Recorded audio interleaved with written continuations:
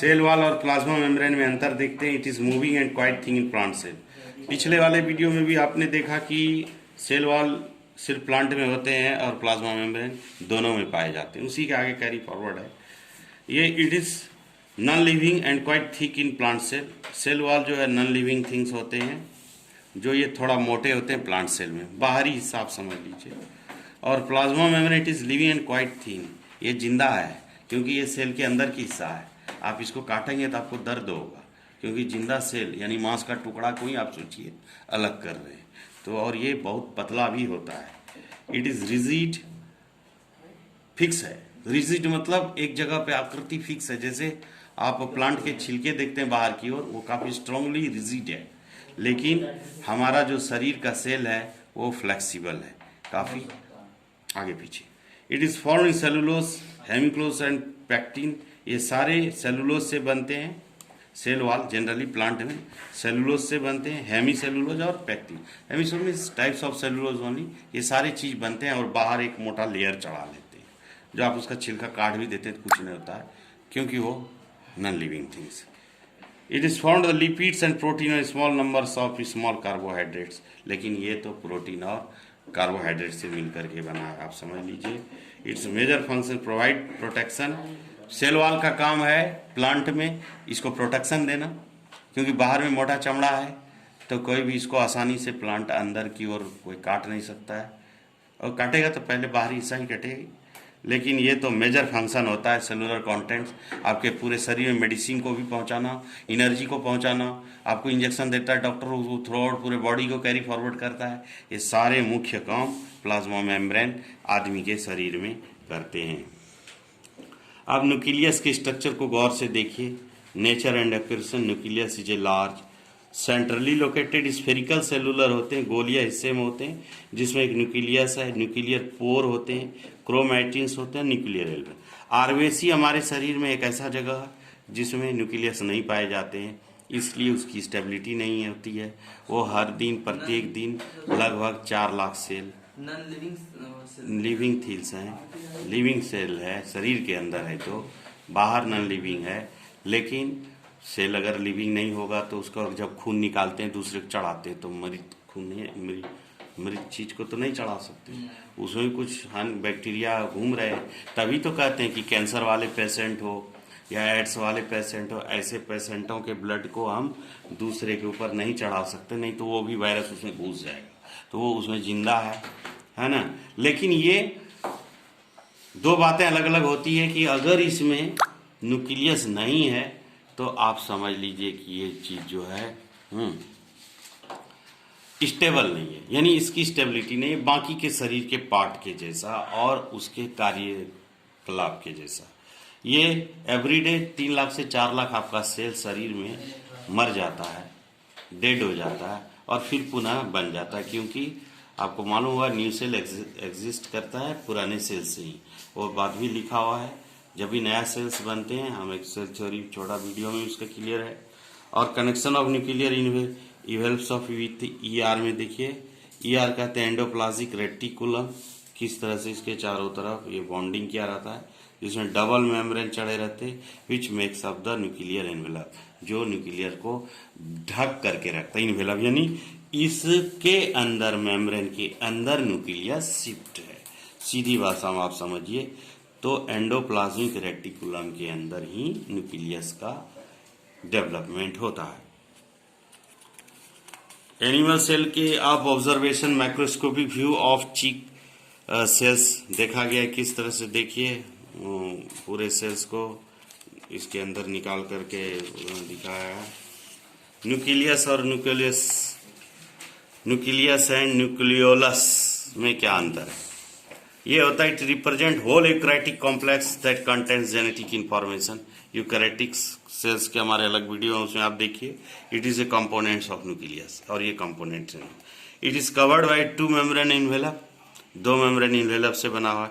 It does not have a covering membrane, ये covering membrane नहीं है। It controls the structure and working of cell, ये control करती है structure and working of cells, और ये सिंथेसाइज्ड करता है राइबोसोमल सब यूनिट्स को। सो देयर आर द मुख्य two important difference between nucleus and nucleolus, right? Structure of chromosome. Chromosome is the main important part of the human body structure. Chromosome means DNA, deoxyribonucleic acid. It is formed. Chromosome has thread-like structure. Structure को ध्यान से दिखाइए, zoom भी करिए बीच बीच में. Thread-like structure present nucleus that become visible only during cell division.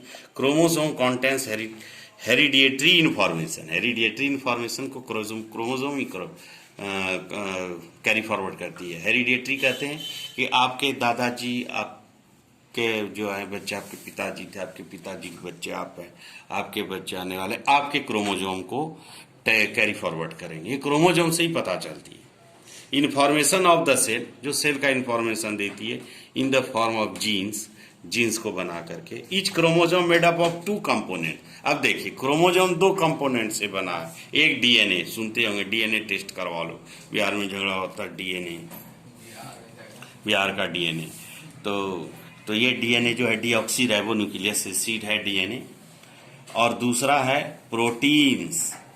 इसी वजह से साइंटिस्ट, इसमें क्लास 10 में आप पढ़ेंगे कि प्रोटीन को हम लोग नॉन लिविंग थिंग्स मानते हैं और इसको बना भी सकते हैं घर में. तो अगर प्रोटीन से डीएनए और प्रोटीन मिल करके क्रोमोसोम बनाया, क्रोमोसोम सेल्स को बनाया, सेल्स ऑर्गन को बनाया, और फिर इस तरह से हमारे ह्यूमन बॉडी का निर्माण हुआ. तो ये प्रोटीन्स है, नॉन लिविंग थिंग्स है. तो ये नॉन लिविंग थिंग्स से हो सकता है कि ये लिविंग थिंग्स की उत्पत्ति हुई हो. तो जब हम लोग अपने विकास के बारे में पढ़ेंगे, मानव सभ्यता का विकास एक बायोलॉजी का ही कॉन्सेप्ट है, हेरिडिटी एंड इवोल्यूशन. तो इस चैप्टर में क्लास 10 में आपको और थोड़ा साफ हो जाएगा. फिलहाल आप इतना समझिए, प्रोटीन एंड डीएनए मिलकर के क्रोमोसोम की स्ट्रक्चर को बनाता है. और क्रोमोसोम, प्रोटीन, डीएनए, प्रोटीन का मतलब ही अमीनो एसिड हो गया, ध्यान रखना है. हिस्टोन्स एंड एसिडिक प्रोटीन्स है ये. और डीएनए ये भी एक एसिड ही हुआ. ये 2 एसिड मिलकर क्रोमोसोम को बनाया, और क्रोमोसोम सेल्स को बनाया, और सेल से फिर टिश्यू बने, टिश्यू, ऑर्गन, ऑर्गेनेल्स, फिर ह्यूमन बॉडी या कोई बॉडी स्ट्रक्चर का निर्माण. Diploid and haploid numbers of chromosome. देखिए, इसको याद रखना पड़ेगा आपको, इसको ध्यान रखना पड़ेगा. Sister chromatids before the cell division duplicates. इसको इतना सा थोड़ा अच्छा से पढ़िए, ठीक है, क्योंकि 10 क्लास को कैरी फॉरवर्ड होता है ये इतनी सारी बातें स्ट्रक्चर ऑफ क्रोमोसोम की. सो थोड़ा ध्यान दीजिए. Most chromosome consist of 2 arms that extend out from a specialized region of DNA called the centromere, meaning middle body. यही क्रोमोसोम 2 कंसिस्ट आर्म है डीएनए प्रोटीन, जिसको आप कहते हैं मिडल बॉडी, बीच के शरीर. सेंट्रोमीटर और primary constrictions gives a particular shape to chromosome due to it position. ये इसीलिए इस पोजीशन के ही कारण इसको इस आकृति देती, स्थिति देती. दोनों दो तरफ ऐसा करके दिखाई देता है, कैंची के जैसा, आगे घास काटने वाली कैंची के जैसे. The chromosome extreme terminal regions of other side और कॉल्ड, जो एक तरफ होता है उसको टेलोमीर्स कहते हैं. Chromatids before the cell divide. Chromatids before a cell divide, तो वेरी जरूरी. Cell divides is duplicate its chromosome. Cell divides के बाद इसके क्रोमोसोम्स ही डुप्लीकेट हो जाते हैं, जैसे डीएनए मॉलिक्यूल्स, और इसके प्रोटीन का सिंथेसाइज्ड करके यानी क्रोमोसोम 2 भागों में बढ़ जाती है. एक भाग डीएनए, दूसरा भाग एसिड्स. कौन सा? प्रोटीन. आप सीधा कहिए, एसिड तो वो भी है, डीऑक्सीराइबोन्यूक्लियक एसिड, और दूसरा protein, amino acid.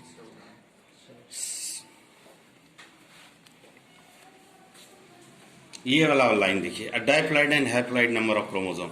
Every eukaryotic species has a fixed number of chromosome in its cells. The number of chromosomes varies from minimum 2 roundworm accessories megalocephala to a new 100 in different species.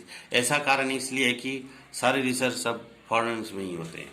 हमारे India में खाली धार्मिक राजनीति होती है, जिसके कारण यहाँ के बच्चे NRCCA के बैनर लेकर रोड में खड़े रहे थे, क्योंकि वो पढ़ने लिखने इसको मतलब नहीं है। नेता क्या करता है, इसको कंट्रीब्यूट करते हैं। This is very bad situation. यही कारण है कि नाम भी ऐसे खतरनाक है जो अगर हमारे देश के होता है। जब बोसोन पार्टिकल आसानी से बोलते हैं, क्योंकि आपने जान रहे हैं कि वो एक बोस थे बंगाल के साया बोस और एक आइंस्टाइन, लेकिन बोस थे तो एटलीस्ट नाम तो आया बोस के। इसीलिए हम कहते हैं कि आप लोग रिसर्च कीजिए, स्टूडेंट का काम ओनली सिर्फ और सिर्फ एजुकेशन। आप आज मत बोलिए कि आज APJ अब्दुल कलाम जी को ये बात समझ में आ गई थी, तो एक महान साइंटिस्ट थे, क्या उनको किसी धर्म से जोड़ा जाता है? आज उनको हर जगह पूजा की जाती है, चाहे वो कोई भी धर्म का और कोई भी बिरादरी का। वो जाने का चले गए, फिर भी वो महान साइंटिस्ट कहलाए और हमारे देश के राष्ट्रपति भी बने। तो इस चीज को आप कैरी फॉरवर्ड कीजिए। जो फेक राजनीति करते वो वेस्टलेस पर्सन है। The new few hundred of different species, आप कुछ ऐसा बन जाइए वो पैर पे आके झुके।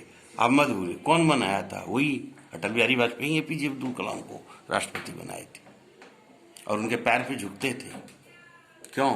उनके कारनामे को लेकर के वो दिन बनाइए। In human beings there are the 46 chromosome, 44 autosomes and 2 sex chromosome. याद रखिए 2 सेक्स क्रोमोसोम होते हैं, 14 ऑटोसोम्स हैं, यूजलेस है, 2 ही सेक्स है, एक X एक Y क्रोमोसोम।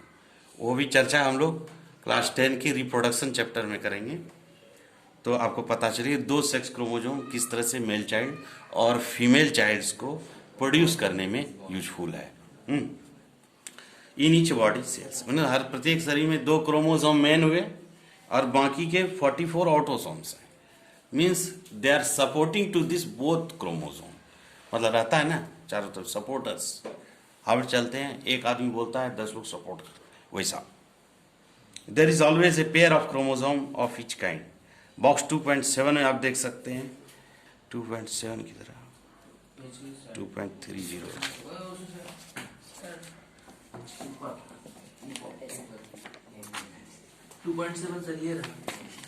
हाँ ये देखिए, the pair conditions of chromosome is known as diploid. जो पेयर को डाइप्लॉइड कहते हैं, याद रखिएगा, यानी कि paired condition of chromosome, chromosome के जोड़ीय स्थिति, जोड़े वाली स्थिति को हम लोग डाइप्लॉइड कहते हैं। And a cell which has the full number of chromosome 2 और each kind is called diploid cells।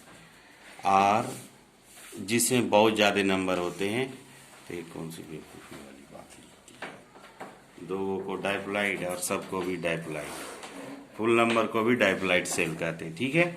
A set comprises the compare chromosome each kind of the haploid and the cell which has the half the number of chromosome it is called haploid। और जिसमें half number of chromosome होते हैं haploid cells कहते हैं। आगे डॉक्टरी की भाषा में आपको यूज होता है, किसी सेल में है ही नहीं। ऐसा हो सकता है कि जेंट्स में का भी ओनली एक ही क्रोमोसोम हो, क्योंकि फीमेल में ओनली आप समझ गए होंगे कि हैप्लॉइड सेल्स होते हैं, XX एक ही तरह के क्रोमोसोम पाए जाते हैं, और इसमें 2 तरह के क्रोमोसोम पाए जाते हैं। हाँ, X एंड Y। जो इसीलिए जो लड़का या लड़की पैदा करने के लिए, बॉर्न करने के लिए कौन जिम्मेदार होता है? मर्द। लेकिन खोखला समाज क्या बोलता है? नहीं हुआ तो उसको, हम ऐसे पहले बहुत केस देखे जाते थे, तब पढ़े लिखे नहीं होते थे लोग, 5-6 अगर लड़कियां हो गई तो दूसरी शादी कर, फिर भी लड़की हो रही, इसे 12-14 लड़कियां हो रही। अब उसको कौन समझाया करे, लड़की हो या लड़का, both are the same, because both are produces by you only, not it has come from the God. So your responsibility has to taking care both the people, whether it would be the male child or female child, that is not a matter। कुछ भी कर सकता है। कल्पना चावला कभी भी, मिठुन कभी भी कल्पना चावला नहीं बन सकता है जैसा, क्योंकि they are the different kinds of brain. Even she was lady। Can it possible? How many Kalpana Chawla is produced by the Sultanganj people, whether men or female? है कोई जवाब आपके पास? नहीं है। क्या आपके मर्द में भी ऐसी शक्ति है कि कल्पना चावला सुल्तानगंज दे दे, एक औरत? नहीं। तो ये एक गलत थ्योरी है, इसलिए इस थ्योरी को समझना बहुत जरूरी है, और ये टीचर को पक्का बात बताता है student. Diploid state of organism is originated during process of fertilization of sexual reproduction. ये कब घटना घटती है? के दौरान जब ये स्पर्म्स और जाइगोटे कंबाइंड होते हैं। स्पर्म और ओवा फीमेल चाइल्ड से और स्पर्म मेल चाइल्ड से, जब मेल से चाइल्ड नहीं, मेल से और फीमेल से ओवा जब दोनों कंट्रीब्यूट होते हैं तो एक और नए सेल बन जाते हैं जिसको जाइगोट कहते हैं। During fertilization 2 haploid cells are gametes of different type. देख लीजिए, स्पर्म्स ऑफ मैन, आदमी में sperm, and ovum of women, और वुमेन में ओवम या ओवा या अंडा, और फ्यूज्ड होता है, मिल जाता है टुगेदर, एक साथ, to produce a diploid egg को बनाता है जिसको जाइगोट कहते हैं, लिखा हुआ है बगल में। This egg divides by mitosis cells divisions to form numerous diploid body cells making the body of the diploid organism. तो इस तरह से आप ये